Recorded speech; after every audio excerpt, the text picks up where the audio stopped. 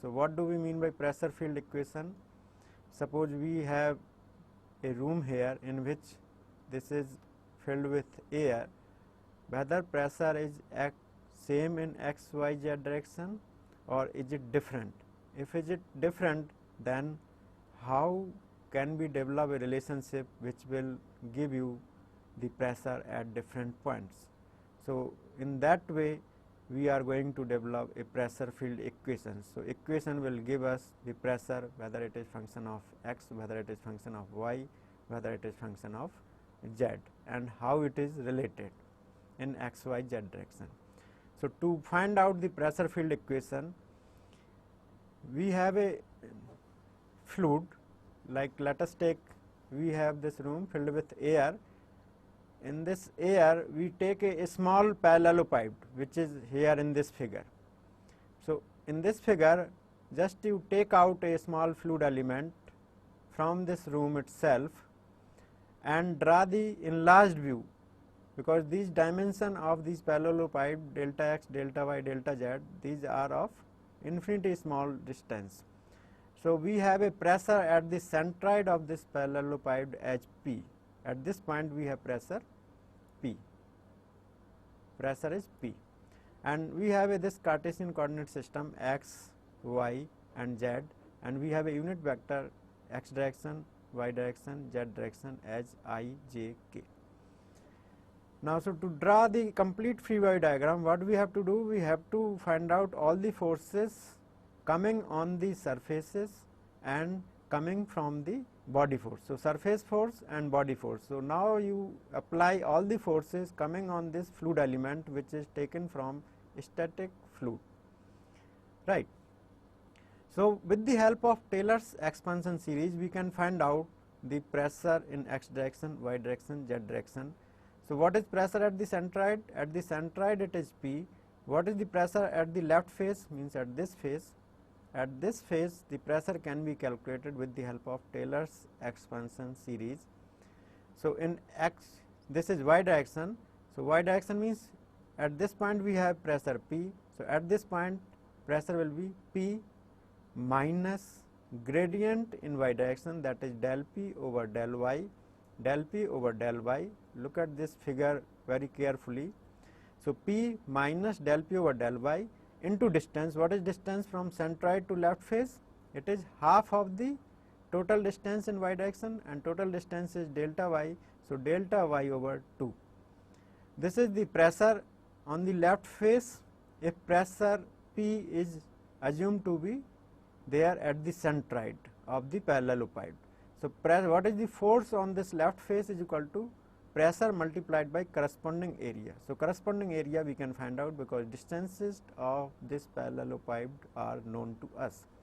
Similarly, what is the pressure force acting on the right hand side, this face?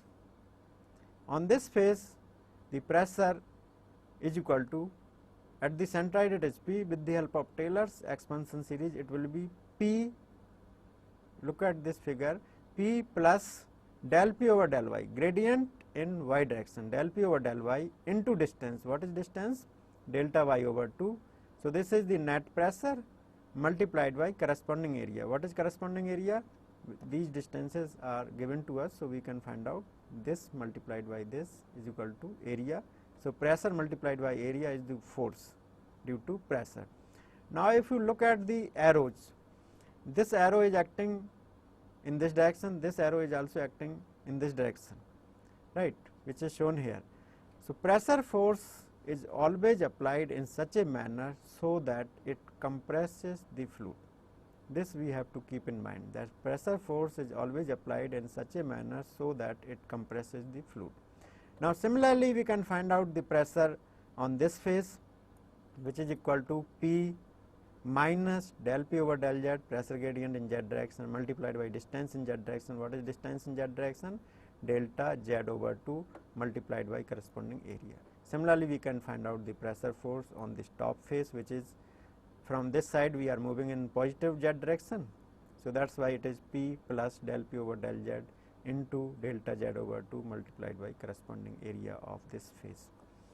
Now these are the sum of the pressure forces acting on these faces. On this face I have not designated, similarly on the back face also I have not written, it would become more complicated figure, right. So, once we have understood how to write the surface force on different faces with the help of Taylor's expansion series, then next is the body force. Now, body force is acting through the center of gravity of this fluid element, and what is the magnitude of body force? It will be equal to weight density multiplied by volume. Volume is delta x, delta y, delta z of this parallelepiped. So, this is the fluid element under static condition. Now, this is the free body diagram. For free body diagram, we have represented all the forces coming from surroundings on these faces, as well as the body force due to the weight and body force due to the acceleration also can be incorporated when we will driving the equation. So, is it clear? This figure is clear, and how to write these pressure forces on different faces. So, once is it clear that how to write the pressure force and body force on a fluid element and draw the complete fluid diagram.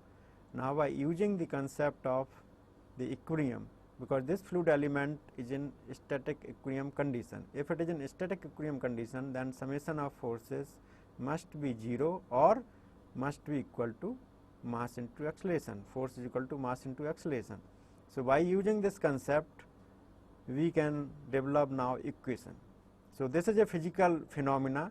For this physical phenomena, we have taken a fluid element, and on this fluid element we have drawn the free body diagram.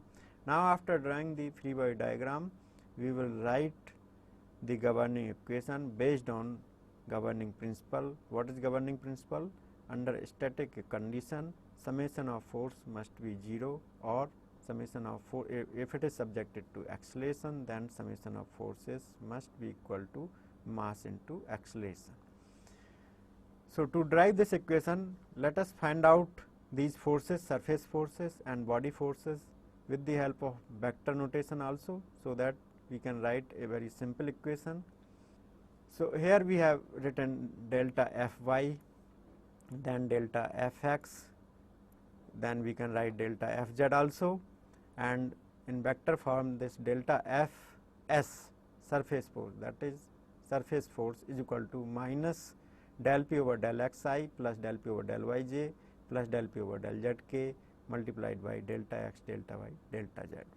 So, delta f x, this means that what we are doing, we want to find out the force in y direction. So, how do we get force in y direction? This force minus this force is equal to delta f y, right. So, similarly, we can find out the force in other direction, and in vector form this may be written with the help of this equation, right.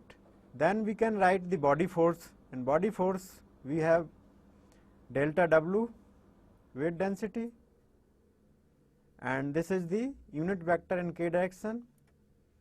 So, minus delta w k, because weight is acting downward, is equal to minus gamma delta x, delta y, delta z k, that is the weight minus gamma delta x, delta y, delta z k. So, this is the body force, this is the surface force.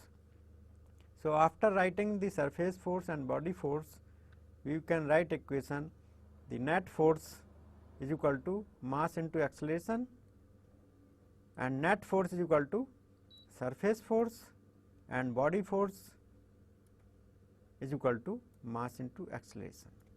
So, after replacing the value of delta f s, delta w k is ok, delta m a is equal to rho delta x, delta y, delta z, mass, rho is the mass density. So, mass density into volume, mass per unit volume into volume is mass, and delta w is equal to weight of the fluid element. Weight of the fluid element is weight density of the fluid element multiplied by volume, delta x, delta y, delta z.